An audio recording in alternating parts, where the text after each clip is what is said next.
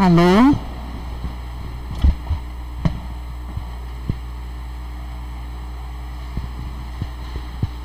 Uma boa tarde, sejam muito bem-vindos, especialmente aqueles que estão vindo à nossa Casa Espírita a primeira vez, muito bem-vindos. Hoje nós temos uma convidada, a nossa irmã Cláudia Castro, que é do Centro Espírita Casa do Caminho, localizado na Boa Vista. Seja muito bem-vinda, Cláudia. E, como é de rotina, aos domingos a gente faz um estudo do Evangelho. A mediunidade na obra Paulo Estevão é o tema desta tarde. Nós pedimos que desliguem os celulares ou deixem no modo silencioso. E os passistas só precisam sair para a sala de passes após a palestra, no momento dos avisos finais.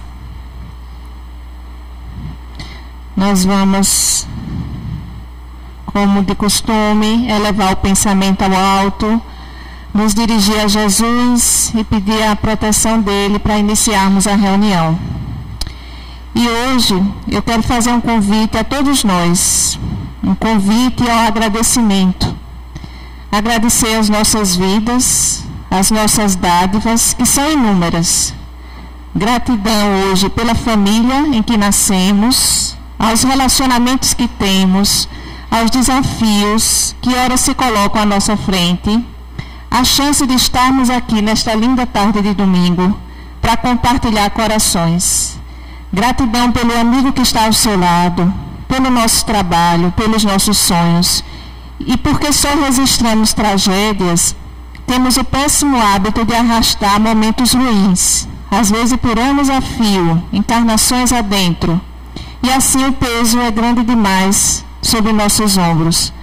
Vamos lembrar hoje das coisas boas, de que hoje já comemos, acordamos, falamos com alguém, aceitamos o convite de estarmos aqui, e por estarmos aqui, temos a chance de ouvir algo de bom. E hoje ainda poderemos mudar a direção do nosso caminho, ainda hoje. É uma coisa muito boa. Hoje vamos abrir nossos corações, pedir a Deus para que tenhamos confiança nele, porque só desta forma o fardo fica leve. Vamos pedir para nos entregarmos ao que tem que ser, mas sabendo que há a nossa parte, pequenina, mas que devemos realizá-la com responsabilidade e deixar que Deus faça segundo a sua vontade. Somos todos peregrinos neste planeta e o quanto antes devemos abrir o nosso coração, esvaziá-lo das inutilidades, porque uns caminham ao peso de uma bagagem muito pesada e outros caminham com a bagagem mais leve. Mas o fato é que aqui chegamos e daqui sairemos sem bagagem nenhuma, pelo menos esta que nós valorizamos. As únicas aquisições que levaremos são as da alma, fruto dos nossos acertos e dos nossos erros. A alma humana é peregrina e viverá um risco cheio de desafios. Então, pedimos a Jesus muita luz, paciência, bom ânimo, saúde de espírito, para que enfrentemos estes dias com coragem, mas acima de tudo com virtudes. Vamos abrir o coração e deixar que esta tarde flua com muita harmonia, nos elevando ao alto, com Jesus, com toda a equipe do Dr. Bezerra de Menezes, com Maria de Nazaré, e assim pedimos permissão para iniciar a reunião. Que assim seja.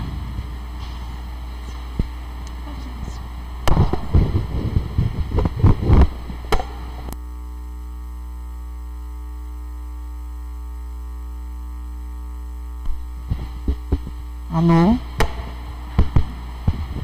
Bem, boa tarde a todos. Como já foi apresentada pela nossa irmã Kátia, meu nome é Cláudia Castro e eu trago a todos vocês um abraço da nossa casinha verde, como o Bruno diz, a nossa Casa do Caminho, e que nós possamos nessa tarde refletir um pouco, né, sobre a mediunidade na obra Paulo Estevão.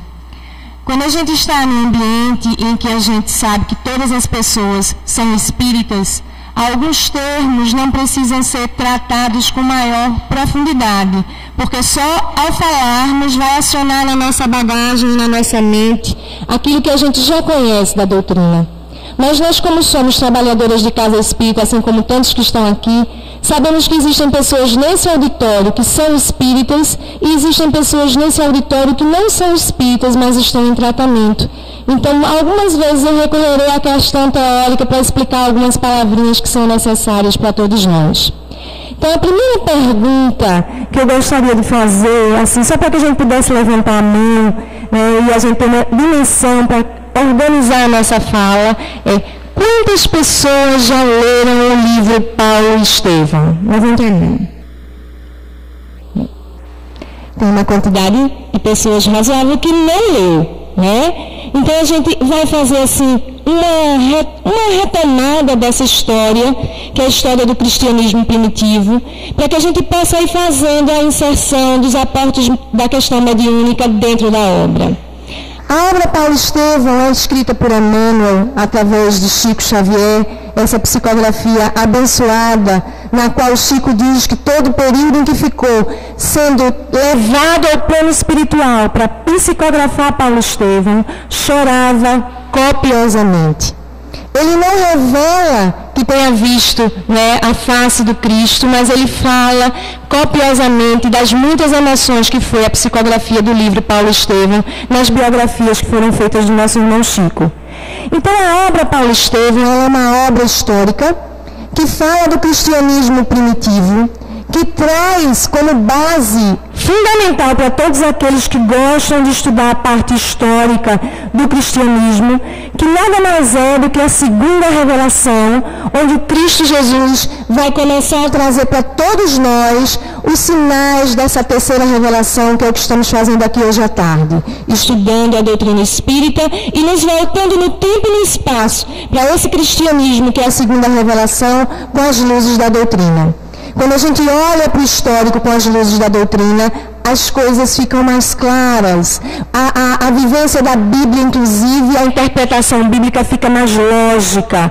Aquelas parábolas, aquelas figuras de linguagem, tudo se torna realmente significativo.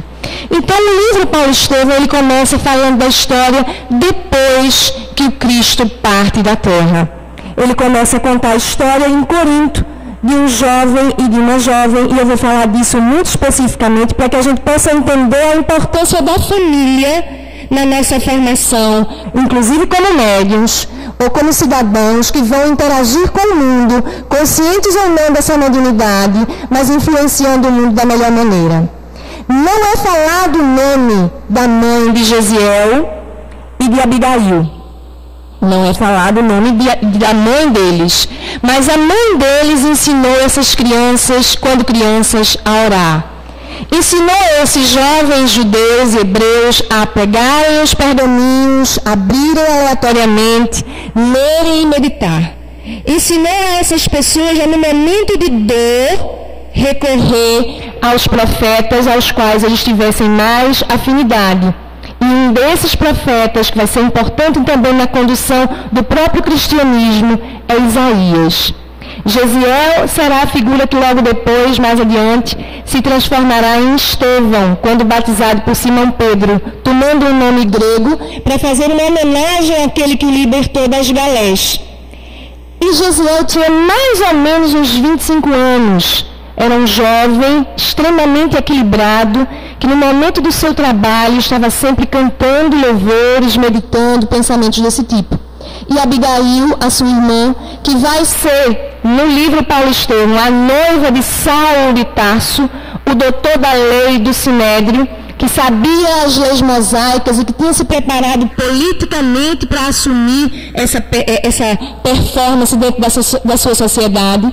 E ela vai ser a futura noiva dele. Só que vão acontecer algumas questões nesse caminho que vão ser bastante importantes nessa primeira parte do livro, que o livro é repartido em duas partes. E essa primeira parte fala exatamente de todo esse Saulo, antes de se transformar em Paulo, bastante enérgico, bastante disciplinador, bastante irritadiço, bastante voltado a cumprir conforme os escritos da lei que ele professava, o olho por olho, dente por dente. A interpretação da lei mosaica ao pé da letra. E aí, nesse ínterim de arrumação dessa questão histórica, Abigail se torna noiva de Saulo, né? Conhece Saulo, se torna noiva de Saulo, e em um determinado momento ela conta para ele que o seu irmão, né, tinha sido levado nas galés, e quando a pessoa era levada nas galés para remar nos barcos, elas não mais voltavam. E pede a ele que, com toda a influência política que ele tem, ele possa libertar o seu irmão, ter um paradeiro do seu irmão. Só que Gesiel era uma pessoa bastante formada religiosamente. E no momento em que ele está nas galés, ele se destaca dos demais. É por isso a importância da educação que a gente dá aos nossos filhos. Enquanto os outros remavam como escravos, falando mal daqueles que os escravizavam, Gesiel estava sempre contrito, em oração, tendo uma palavra de conforto a todas aquelas pessoas. E aquela pessoa se destaca das demais, não por aquilo que ele falava, mas por aquilo que ele falava e fazia. E em um determinado momento, a pessoa que é o dirigente, o comandante da embarcação, adoece gravemente, né, Sérgio Paulo, e Gesiel vai ser a pessoa destinada a cuidar dele. Cuida dele até que ele sare e contrai a doença. E aí as pessoas do barco, né, da embarcação, querem jogar ele fora. E aí Sérgio Paulo diz: jamais, como poderia fazer isso com aquele que cuidou de mim para que eu pudesse aqui estar agora? E aí é nesse momento em que ele é colocado numa praia, né, roubado, inclusive dinheiro que recebe de Sérgio Paulo para dar continuidade à vida, e chega à Casa do Caminho. A primeira igreja, a primeira casa de oração, o primeiro centro onde se distribuem sopas, onde se cuidam dos doentes, das viúvas, dos velhos que são abandonados, né? Ali era a casa de Simão Pedro, uma casa que tinha sido doada por um daqueles irmãos que houvera se convertido ao cristianismo e que doa, né, e se desfaz dos bens em prol do próximo. Por que a gente precisou fazer esse resgate todo? Porque vai haver um momento bastante importante. Estevão era uma pessoa que tinha bastante conhecimento das leis mosaicas. E quando ele descobre Jesus, é óbvio que nos mecanismos do inconsciente, na bagagem que a gente leva no espírito, esse espírito dessa envergadura tamanha, que mais adiante Jesus vai pedir para que ele seja o espírito que vai trabalhar com Saulo convertido durante 30 anos, inclusive inspirando em muitas cartas, as cartas que nós temos na nossa Bíblia, nos Atos dos Apóstolos. Então, essa retomada histórica é importante para a gente perceber a importância da família e da formação que uma mãe e um pai possam deixar como legado aos seus filhos. Nada que você deixe de educação é roubado dos seus filhos. A orientação, a exemplificação, a forma de, diante da prova e da dor, se posicionar no mundo como médium, como pessoa, como cidadão, vai fazer diferença. E essa pessoa, agora já não mais Gesiel, já batizado por Simão Pedro como Estevão, vai ser um orador inspiradíssimo. Vai ser aquele rapaz que, indo às tribunas, magnetizava a todos com a sua fala. Vai ser aquela criatura de uma luminosidade, de uma envergadura tal, que mesmo no momento do seu apedrejamento por Saulo, e que Saulo, furioso de raiva, porque Abigail diz que aquele é o irmão dela perdido, né, que estava perdido da família, e ele fica furioso com isso, porque ali a sua vaidade vai dizer: tenho que romper todos os meus sonhos com essa moça. E ele diz assim: Saulo, eu lhe abençoo. Não vejo em ti inimigo, mas um amigo. Então lá, a irmã noiva dele e ele sendo apedrejado. Então, nesse momento, algo muito importante da história do cristianismo se funde. O primeiro mártir, que é o nosso irmão Estevão, e vai aparecer aí o primeiro apóstolo dos gentios, o primeiro apóstolo escolhido depois da ida de Jesus ao plano espiritual, para que se liguem e juntos possam fazer uma transformação grande naquela Palestina, naquela Grécia, naquela Síria, naquela Líbia, naquela Dalmanuta, naquelas cercanias que ali se encontravam. Então, mais ou menos entendido esse contexto histórico, vamos começar a entender um pouco dos conceitos e retomar os conceitos de mediunidade, para que a gente possa depois voltar ao texto do livro Paulo Estevão.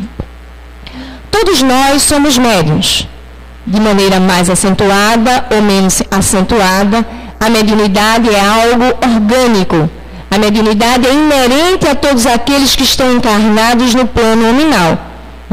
Quando nós estamos vivendo, e a mediunidade, ela vai ter a sua valoração, a sua especificidade, de acordo com as necessidades que nós temos.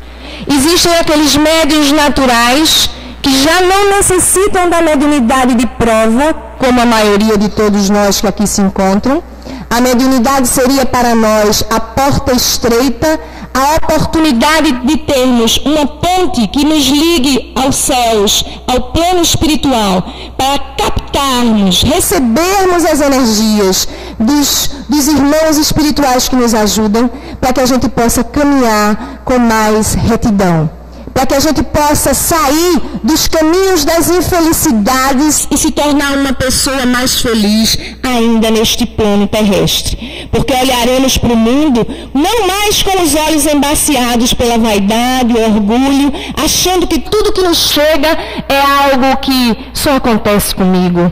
Deus não está me vendo. Por que essas coisas? Não. Quando nós somos espíritas, quando nós somos conscientes do cristianismo redivivo dentro de nós, quando nós entendemos as bases doutrinárias que Kardec nos lega, entenderemos as nossas provas como desafios necessários para que a gente possa evoluir.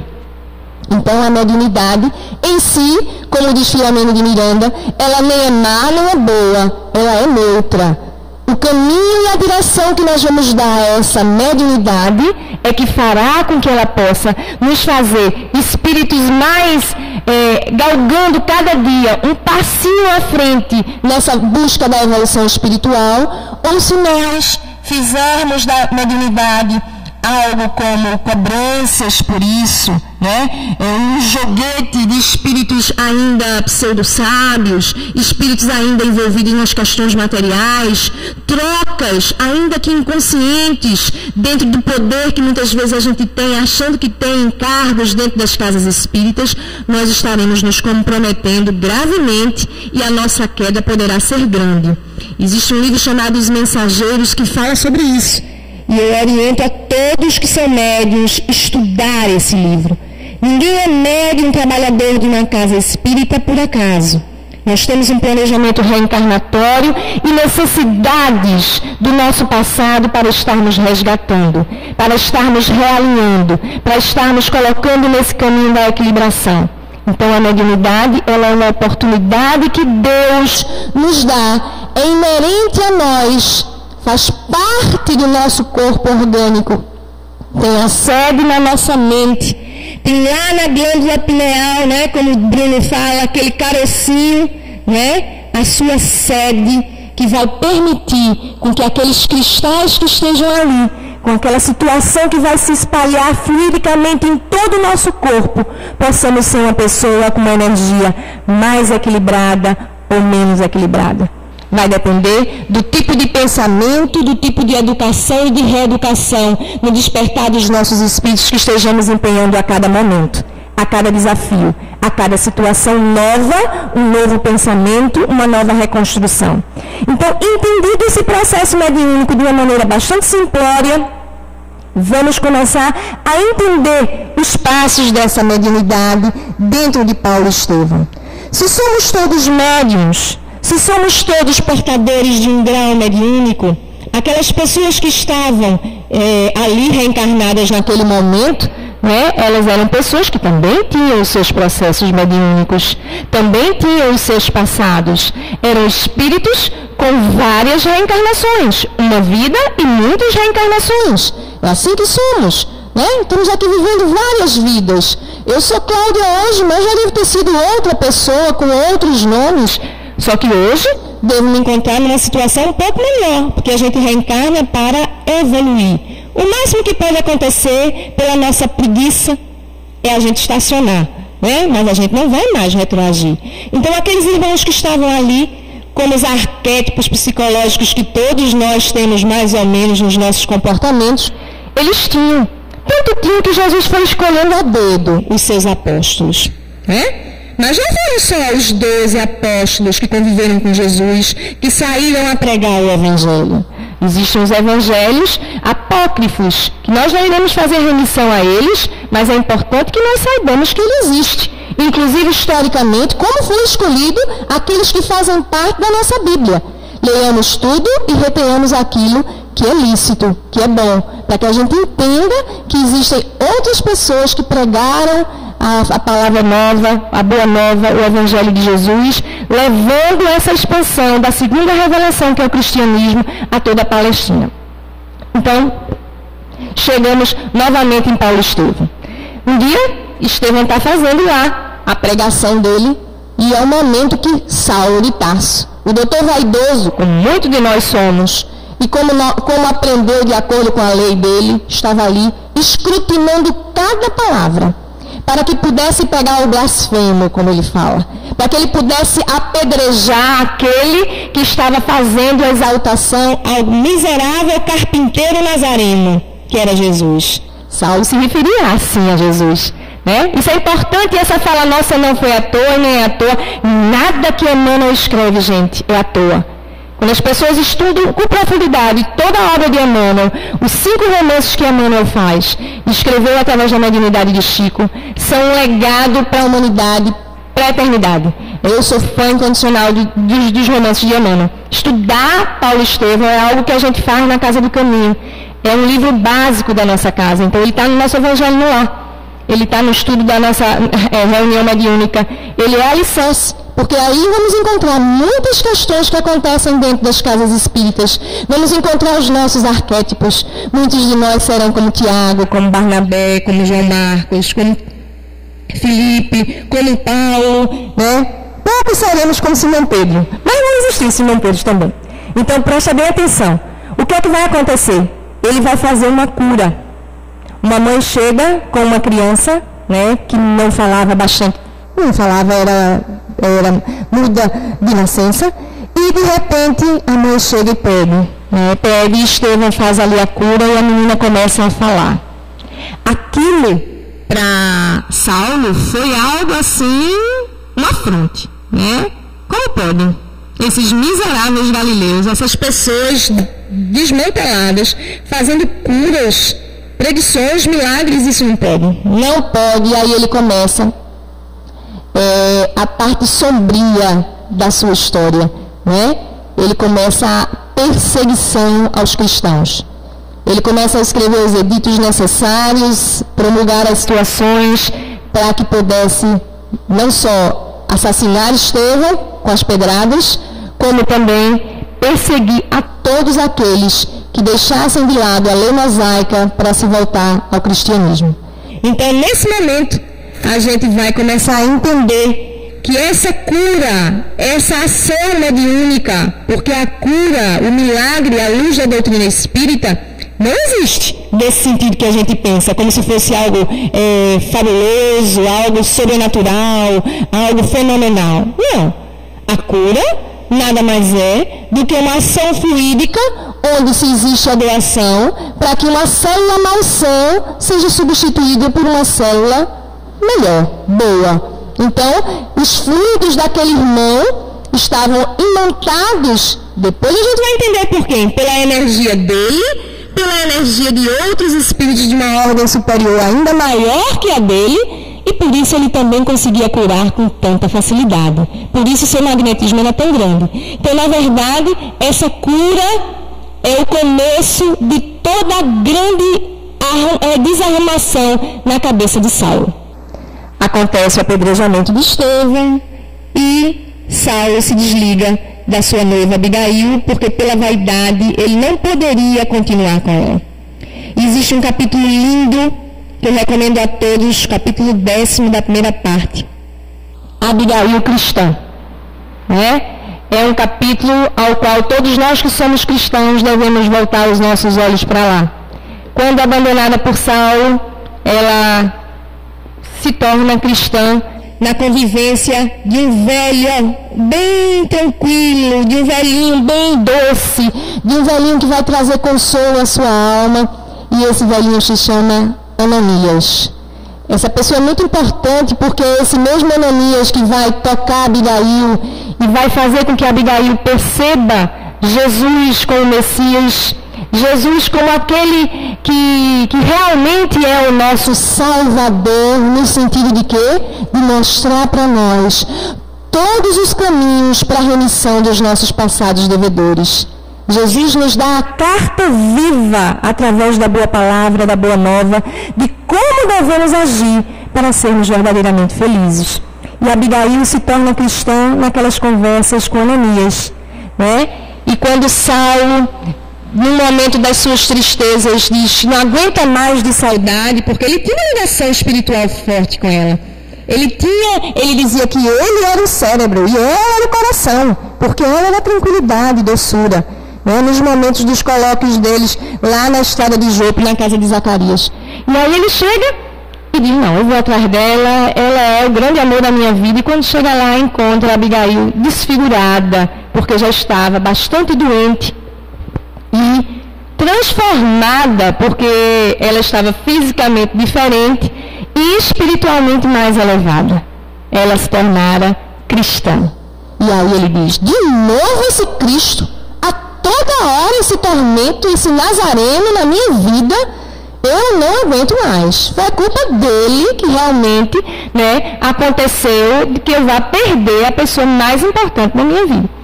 E o desencarne acontece e o ódio dele por Jesus se torna ainda mais acerbo. Ele se torna uma pessoa mais colérica, mais raivosa. E Emmanuel diz, com sombrios pensamentos. Que sombrios pensamentos são esses? Gente, quando a gente se desequilibra, os nossos irmãos que vibram no desequilíbrio se aproximam de nós. Potencializam tudo aquilo que a gente sente. É a psicosfera, o ar espiritual, as formas, pensamentos que André Luiz traz para nós. Fluido. Não tem como a gente não sentir a presença de um fluido malsão. É por isso que às vezes a gente está num lugar e a gente percebe aquela psicosfera de uma densidade, e se a gente não estiver mais fragilizado, a gente adoece, absorve uma quantidade de energia que a gente nem sabe porquê, e aí os outros mais leigos dizem assim, ficou coalhado. A gente que é espírita vai logo para a fila do passe, vou tomar um passe, então faz uma prece. Quem é mais vigilante faz logo uma prece, diz, opa, essa energia não é minha. Então é isso que acontece. Ele fica mais colérico e aí ele vai atrás do Sinédrio e diz, eu quero uma carta de pena de morte. Eu quero que vocês me deem o direito da pena de morte, porque eu vou a Damasco, eu vou a Jerusalém, eu vou aonde se encontrar esse velho Ananias para matá-lo. E é assim que ele sai com mais 3 pessoas de sua confiança, com esse direito, esse poder que o Sinédrio o otorgava político, de imputar as leis, e ele vai. Ele vai, e aí algumas pessoas agora têm que, quase que certeza que a maioria, mesmo que não tenha lido Paulo Estevam, saberá dessa passagem, que é o encontro de Jesus com Saulo a caminho de Damasco. Está lá na Bíblia, a gente já deve ter ouvido falar em algum canto, em algum momento. E é um momento fantástico. É um momento lindo. A primeira vez que eu li Paulo Estevam eu tinha 12 anos. E eu chorava copiosamente. E hoje não vou dizer minha idade, mas quando chego nessa parte também eu choro copiosamente. Não adianta. Eu choro sempre quando leio Paulo Estevam. Quando chego nessas partes, tem umas partes em Paulo Estevam que me tocam bastante. E aí nesse momento, vejam bem, gente, que profundidade histórica é esse momento.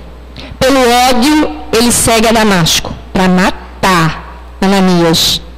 E segue. Segue nesse momento e numa certa altura do deserto.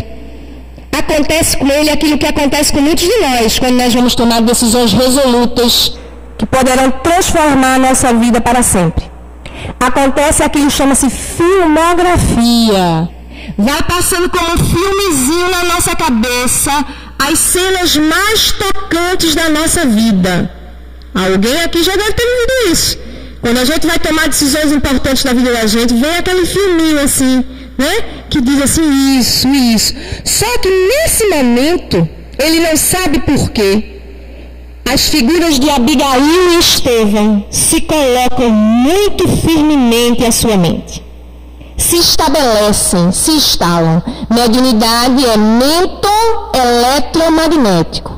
É um circuito mento-eletromagnético. É uma psicosfera que se dá de pensamento a pensamento. Esses dois espíritos já estavam desencarnados. Muito possivelmente se ligando a ele, ligados a ele mais fortemente. E aí, nesse momento, claro que Jesus precisaria acionar uma âncora psicológica positiva para que trouxesse à mente recente, consciente desse irmão, pessoas nobres, pessoas que trouxessem para ele sentimentos valiosos. E por isso, Estevão e Abigail. Porque Jesus iria aparecer a essa criatura. Quem já estudou um pouquinho sobre Jesus também sabe quanto Jesus se preparou para chegar, né, ao planeta Terra. Séculos e séculos e séculos e séculos. Precisou que vários profetas viessem antes, dentre eles Isaías, né, que fala e anuncia o Messias. Maria de Nazaré, que quando a irmã falou aqui Maria de Nazaré eu me emocionei, porque Maria de Nazaré é um espírito no qual nós vamos buscando uma intimidade nas leituras da sua vida e buscando orientação para sermos uma mãe, que ela possa nos tocar firmemente para podermos orientar os nossos filhos, o nosso filho nesse caminho da retidão, do amor. E aí a gente vai entender. Jesus vai aparecer para Saulo. Gente, ele vê uma luminosidade imensa acontecendo. Claro, Jesus, nosso mestre, nosso modelo. Qual a qualidade fluídica de Jesus? A Gênesis nos diz que Jesus era o médium de Deus. Então, a gente precisa ter um entendimento de que aquele espírito iria aparecer. Outro fato mediúnico, né, da dupla vista, da vidência, da audiência, de tudo isso junto, né, numa psicosfera do deserto. É importante a gente entender um pouquinho os elementos, né? O fluido do deserto é o calor, a natureza no seu estado natural. Os espíritos nos dizem isso. O irmão Aulis nos diz isso nos livros, nos domínios da mediunidade. Fluido A, fluido B e fluido C. O fluido da natureza, o fluido do médium, o fluido dos espíritos. Jesus não poderia aparecer a ele em qualquer lugar. Aquele espírito envolto em ódio, deserto ele não é propício, né? Então a gente vai entender porque deserto também é simbólico. Nós precisamos muitas vezes ir para os nossos desertos, fazer as nossas reflexões e voltarmos renovados no contato com essa luz superior dos nossos anjos de guarda, dos nossos espíritos benfeitores. E ele vê Jesus. Os que estão com ele veem uma luz, alguns, outros não, claro. A mediunidade é um fator biológico inerente a cada um e que vai ser diferente. Ninguém aqui tem o mesmo tipo de mediunidade. Ninguém aqui está no mesmo nível de maturação espiritual.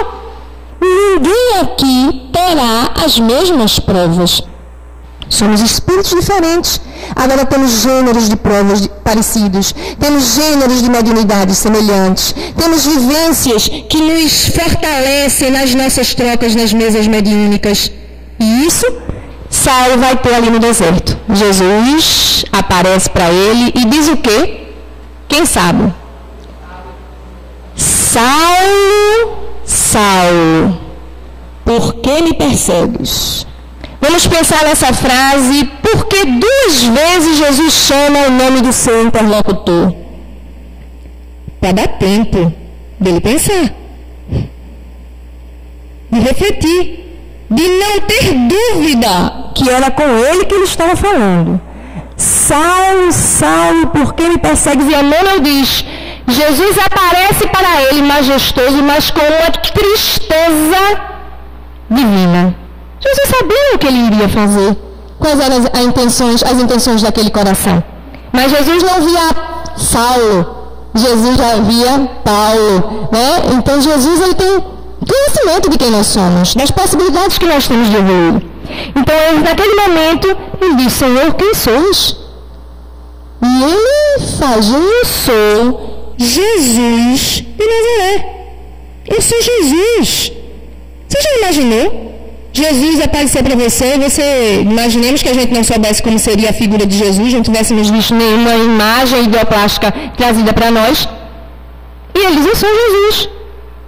E ele diz, Senhor, que quereis que façais? Porque naquele momento, ele diz, é verdade. Tudo aquilo que eu estava perseguindo, tudo aquilo que eu estava negando, como se fossem atos blasfêmicos contra a lei mosaica, é verdade. O Cristo ressuscitou, o Cristo está vivo, a vida continua, Ele é o Messias. E vejam que nobreza de caráter e de espírito. Naquele mesmo momento, se põe de joelhos pela força mediúnica, né? Pela força fluídica de estar diante de Jesus, e chora copiosamente, perguntando, Senhor, que quereis que façais? A gente faz essa pergunta a Jesus? Olha, a gente tem medo, né? A gente está no caminho, não é caminho de Damasco, mas é caminho de Casa Forte, de Casa Amarela, né? A gente pergunta a Jesus o que é que Ele quer que a gente faça. Somos médiuns? Somos cristãos? Somos espíritas? Precisamos fazer essa pergunta. E remeter lá a pergunta 919 do Livro dos Espíritos. Conhece a ti mesmo. Mergulhar diariamente para conhecer as suas fragilidades. E pedir orientação. Pedir que a vontade daqueles que planejaram a nossa reencarnação, sob a tutela maior do nosso Mestre, que é Jesus, o que é que eles querem que a gente faça? Nós muitas vezes fazemos os nossos pedidos voltados somente para o ter. Dificilmente no nosso ter já vamos agradecendo. Poucas vezes meditamos. Gente, a meditação está lá no projeto Espiritizar, né? No projeto Manuel Filomeno Miranda, da qual Divaldo, Joana orienta. É necessário para uma meninidade com qualidade que a gente medite. É preciso aprender a meditar, a ouvir a acústica mental, a acústica espiritual, porque tudo que é mediúnico acontece na mente, de pensamento a pensamento, de forçamento eletromagnética, como eu já disse. Então é preciso que a gente pergunte. Sabe por que a gente não pergunta? Eu vou falar por mim. Porque a gente tem medo do que ele vai pedir para a gente, né? Às vezes a gente tem medo. Às vezes a gente tem vergonha, né? Ele vai pedir isso para mim, eu não vou conseguir. Vai pedir para perdoar meu irmão que brigou comigo e que me passou a perna. Como assim? Vai pedir que perdoe novamente aquela pessoa que de novo fez comigo as mesmas coisas? Sabe, não quis saber disso não. Se prontou de joelhos ali e quando levantou cedo, seguiu as orientações de Jesus. Jesus disse, vai para Damasco, espera que eu vou te dizer lá o que tu vai ter que fazer. E durante 3 dias, numa disciplina de rigor que já fazia parte do seu espírito, orou. 3 dias depois, aparece uma criatura. Quem é a criatura? Ananias. Aquele que iria matar, vejam bem, Jesus é fantástico, né? Aquele que iria matar, Jesus vai trazer a ele novamente a visão. E ele diz, vem aqui que Jesus pede para te dar o dom da vista. Não é a vista, olha lá, o dom da vista. Mediunidade não nos faz especiais, mas se nós pensarmos na mediunidade com disciplina, com uma conduta que nos transforme, ela vai fazer muitas mudanças na nossa vida. E aí a gente vai ver, como o senso comum diz, um dom, né? Uma coisa diferente. Por quê? Porque aquela pessoa está no processo de transformação, né? Então, acordemos o nosso espírito. Vamos começar a tirar as escamas dos nossos olhos para enxergar aquilo que Jesus nos pede, nos mostra e a gente não quer fazer. Muitas vezes a gente fica lá engessado naquelas coisas bobas, fúteis, perdendo tempo. É tão melhor ser feliz. É tão melhor perdoar. É tão melhor fazer as pazes. E ali tem uma frase que eu também choro em todas as vezes que leio. Ele batiza Saulo, né? Que vai transformar seu nome, a partir daquele momento vai assumir, né? Um novo mais na frente, ele vai assumir quando chega com Simão Pedro, o nome de Paulo, mas naquele momento ele é batizado. E Ananias diz uma coisa para ele: sim, nós somos do Cristo. Nós somos do Cristo. Nós queremos estar com o Cristo e fazendo tudo aquilo que Ele nos pede pelas suas palavras luminosas do Evangelho. Nós estamos fazendo a transformação que o nosso planeta exige, porque é uma lei de progresso. Nós estamos usando a nossa mediunidade a serviço do bem. Nós estamos nos ligando aos bons espíritos que a todo momento, gente, a todo momento, eles querem nos ajudar. Porque nós cultuamos e colocamos no altar somente os defeitos que as pessoas têm, somente as tristezas, as angústias, as maldades, as turbulências, os desequilíbrios. Por que nós ainda continuamos como os fariseus antigos, cultuando o externo e não modificando a gente por dentro? Não se sintam ofendidos. A primeira pessoa que fala sou eu. E muitas vezes eu estou ainda no verniz do conhecimento, unindo teoria e prática. Então, vamos refletir sobre isso. Saulo vai passar por muitas provações. Mas por muitas provações. Mas existem algumas coisas importantes que eu precisarei pensar, porque o livro é muito denso, muitas questões que são importantes. E como eu posso falar dessa mediunidade, eu vou trazer, já falei de duas curas, né? Da menininha que não falava, agora da cura de Saulo. Quem curou foi Gesiel, Estevão, agora quem curou foi Ananias. E ele segue. Né? Segue. A primeira grande decepção é que aqueles que eram amigos vão virando as costas para ele. Né? E aí, a gente precisa ouvir os mais velhos. Porque tem gente que não gosta de ouvir as pessoas mais velhas, porque dizem que elas só falam as mesmas coisas e que elas só querem ser donas da verdade. Existem muitas pessoas mais velhas que são muito infantis, é fato, né? Mas existem, consideramos o tempo de experiência, esse é inegável. E aí, Ananias diz para ele: sai, meu filho, não está no tempo de pregar ainda não, porque ele vai pregar no Sinédrio e o pessoal fica enfurecido. Diz logo que ele está louco, que isso, que aquilo. Eles procure se recatar, procure se reservar. E ele vai passar um período, né, se organizando para poder depois se transformar na pessoa que ele vai ser para nós, o apóstolo dos gentios. Nesse momento, a gente vai precisar entender o seguinte: olhem para suas histórias. Todos nós tivemos alguém que nos orientou espiritualmente de maneira diferenciada. Se foi na escola, se foi na família, se foi na vizinhança, se foi no templo religioso ao qual nós nos ligamos, seja qual for a nossa religiosidade, nós sempre teremos uma pessoa que nos tocou de maneira diferente. E com Saulo não foi diferente. Ele tinha a figura de Gamaliel, que seria a pessoa que ele iria substituir quando ele se tornasse doutor do Sinédrio, doutor da lei. Gamaliel era equilíbrio em pessoa. E Gamaliel se torna cristão antes mesmo de Paulo saber. E aí, quando Saulo sai naquela turbulência toda, vai se encontrar com ele, que já está separado da sua família, vivendo em um lugar.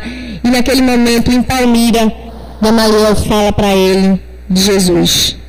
E eles choram copiosamente naquela noite ali, vendo a identificação dos espíritos afins. E Gamaliel dá para ele de presente as cópias, ainda em pergaminhos, que recebera do Evangelho do nosso Senhor Jesus Cristo, de Simão Pedro. Como certeza de que aquilo ali seria uma carta de apresentação quando Paulo Claro, perseguidor voltasse à casa do caminho. Porque muitos foram mortos, maltratados, por conta da lei que ele colocou lá para perseguir os cristãos. Então Gamaliel dá essa carta de euforia, de apresentação, e ele vai. Ele vai para a casa do caminho. Claro que lá as pessoas não olham para ele com muita tranquilidade, né? Olham para eles ressabiados, como nós olharíamos, como nós olhamos aqueles que chegam às vezes assim: ih, rapaz, é fulano, e a gente vai acreditar em fulano? Não dá, né? Não, deixa eu ver, fulano, né?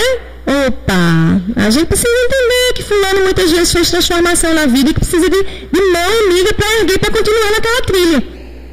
E aí ele vai encontrar Simão Pedro, ele vai aprender outras coisas e vai seguir.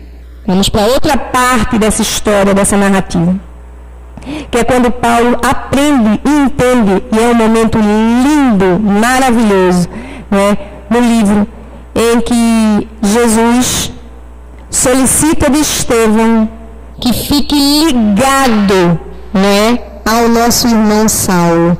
É no 3º capítulo da 2ª parte, lutas e humilhações. Nesse capítulo em diante, né, vocês vão ver assim, é fabuloso, todo escrito de Emmanuel. E tem lá a palavrinha constantemente. Estevão vai se ligar constantemente a Saulo, agora Paulo, por 30 longos anos. Ele viveu 30 sendo judeu, sendo acreditando na lei mosaica, passa 3 anos no deserto e depois ele assume essa mediunidade. E ele achava que era o Espírito de Jesus, sob a orientação de Jesus, para ficar ligado a ele. E a partir dali, muitas coisas vão acontecer. Todos vocês já devem ter escutado falar em desdobramento espiritual, que pode se dar em estado de sono e em estado de vigília. Quando a gente dorme, o nosso espírito se despega, se desloca, vai às regiões espirituais aos quais nós somos afins. Se nós gostamos de boas coisas, vamos vibrar nessa boa sintonia. Se nós só falamos de boas coisas, mas ainda alimentamos o nosso espírito, esses vícios nós vamos ter com esses irmãos, né? E aí a gente vai ver que tem um momento que é muito crucial, que é o momento que o próprio Emmanuel fala.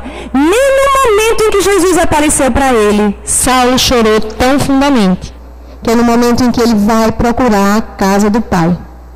O pai Isaac dele, o pai biológico dele, e que o pai, né, como todos os outros, diz assim: meu filho está louco, completamente louco, e coloca ele para fora. E ele sai dali chorando, mas chorando copiosamente, em estado de abatimento profundo, porque quem aqui já passou por uma decepção emocional, ela dói verdadeiramente, né?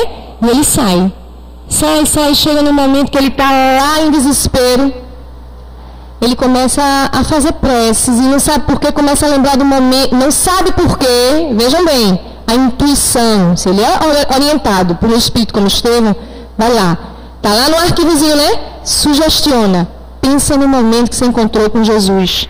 E ele começa a pensar no momento que encontrou com Jesus, mudou a psicosfera. Porque não existe botão de liga e desliga em mediunidade não, viu? Mediunidade não existe botão de liga e desliga. Não existe improviso em mediunidade. Se você tem uma vida desequilibrada, não pense que chegando dentro da sala mediúnica, a sua mediunidade será equilibrada, não será. A não ser que você esteja fingindo, mas fingimento, né, se descobre. É horrível isso, né? E aí ele começa a perceber que uma mudança existe. E um sentimento doce e leve o invade. Aproxima-se dele Abigail.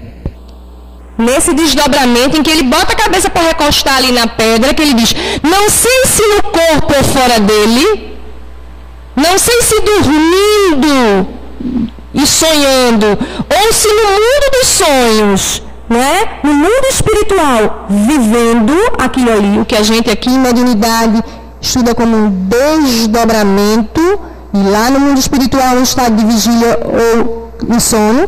Ele não sabia, ele não deixou claro se estava dormindo ou se estava acordado, mas ele teve desdobramento. Outra atividade mediúnica. E que Abigail chega para ele e diz, por que choras, Paulo? E começa a falar de Jesus.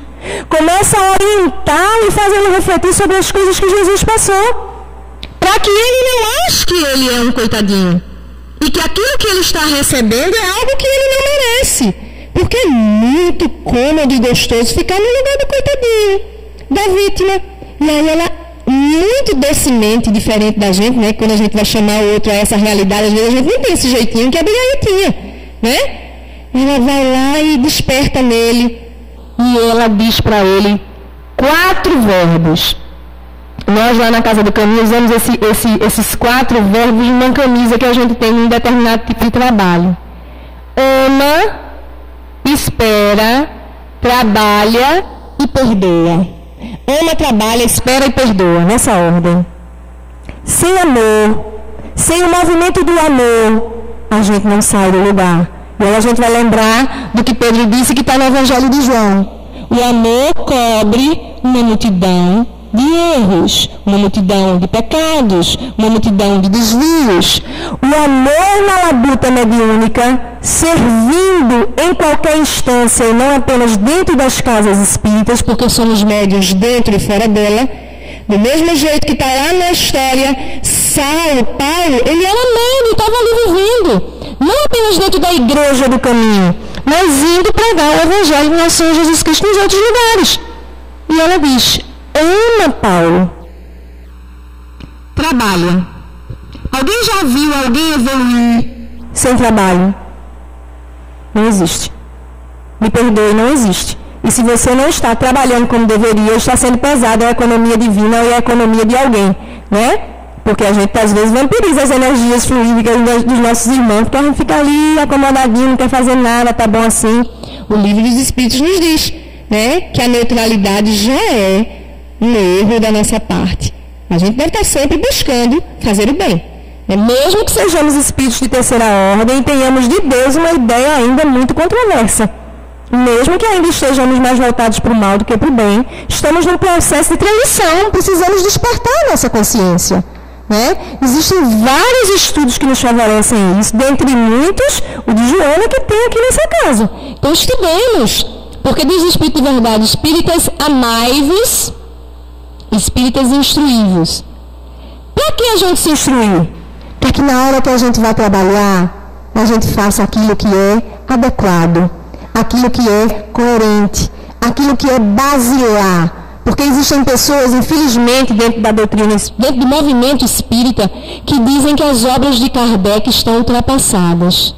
Nossa, não é? Eu fico assustada quando eu escuto essas coisas e fico mais assustada ainda quando eu vejo um bocado de psicografia por aí afora de livro sendo feito, meia boca, e que basta uma leitura rápida para a gente ver que aquilo ali não é espiritismo real.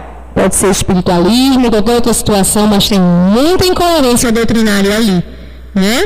A gente fez a pergunta de quem leu Paulo Estevam, levantar a mão. Quem já leu o Livro dos Médiuns? Levante a mão. Leu. Tudo bem. Agora a gente precisa estudar, né? Estudar o Livro dos Médiuns. Estudar sempre. Porque se nós somos médiuns, ele vai nos regular. O Livro dos Médiuns, ele complementa o Livro dos Espíritos. O que é que nós somos? Espíritos. Então esses 2 livros têm que ser sempre sendo estudados. Terminou o estudo de novo, terminou o estudo de novo, terminou o estudo de novo. Né? Buscando ali as questões que são muito peculiares para a gente, em relação à mediunidade e em relação à espiritualização. E aí o que vai acontecer? Nós vamos seguindo na história, e em um determinado momento dessa história, ela diz para ele todas essas palavras. Então a gente, dentro da casa espírita, a gente é movido por um lema: fora da caridade não há salvação.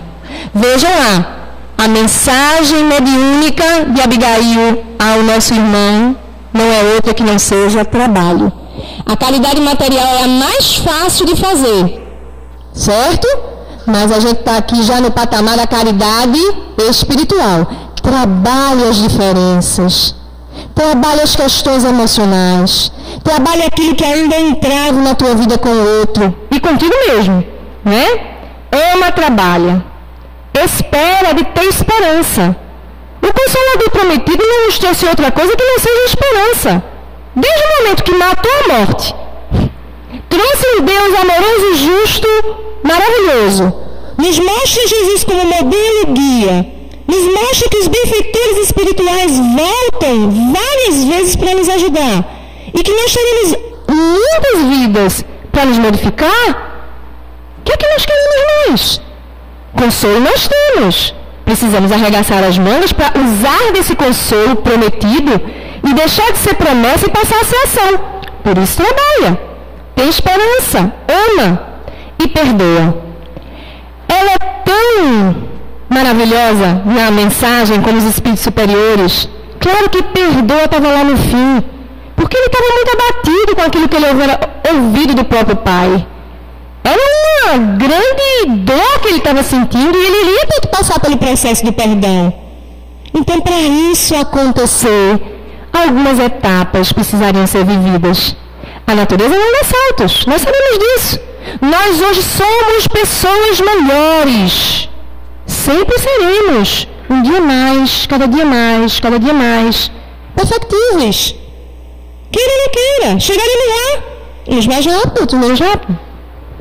E aí existem muitas outras questões, mas existe um momento, como a gente já está no final da nossa fala, das questões mediúnicas, que eu gostaria que a gente pudesse refletir.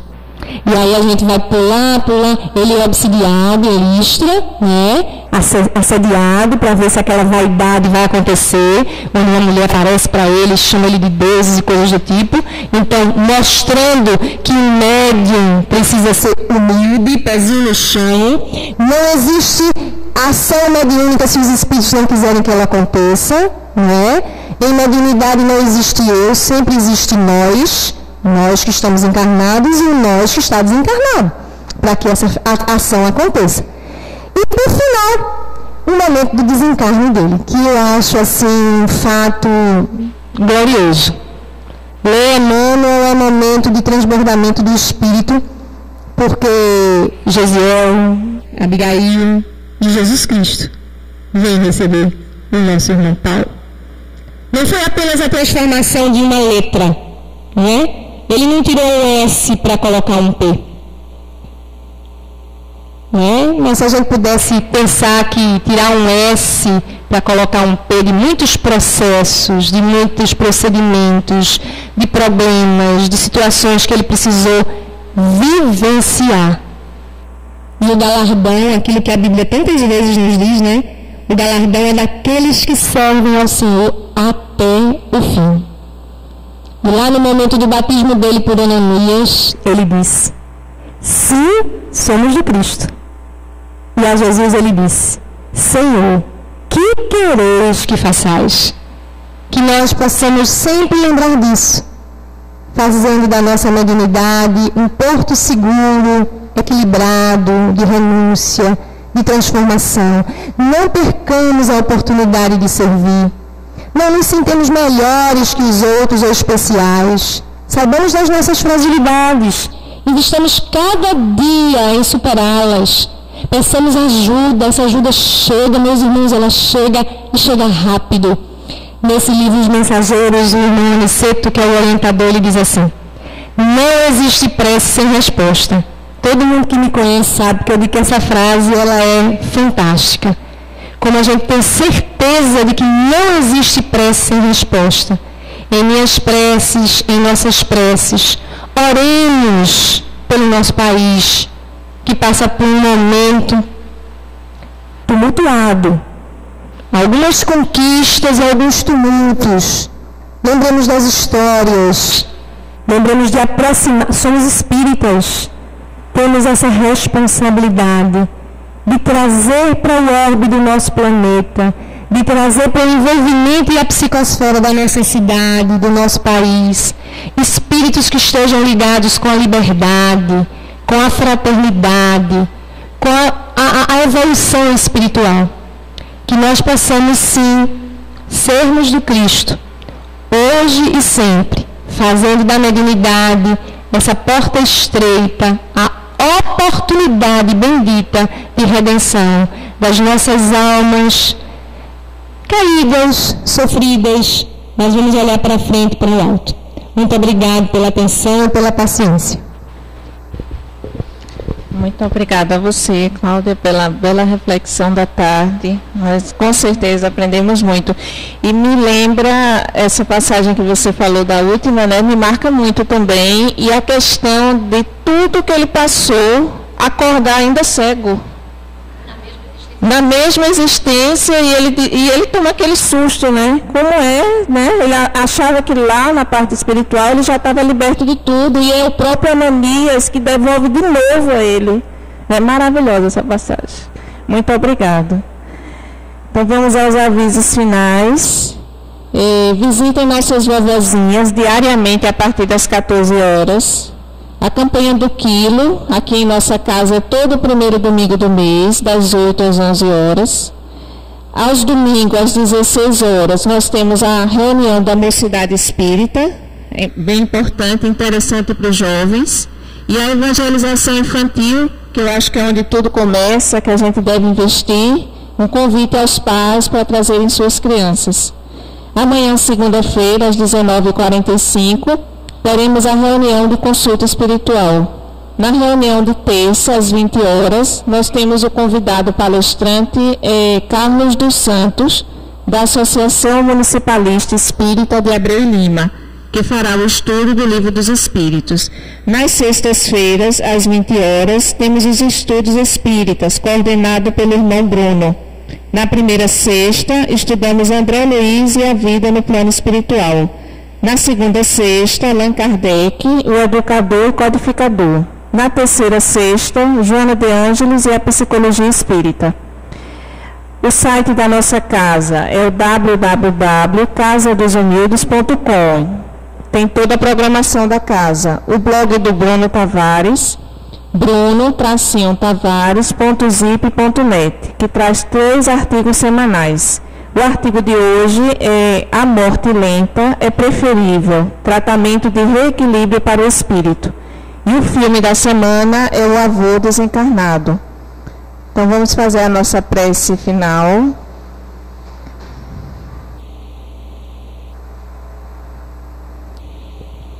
Agradecer, né, por essa tarde luminosa, de tantos ensinamentos, e com a psicosfera abençoada dos nossos amigos aqui da casa espirituais.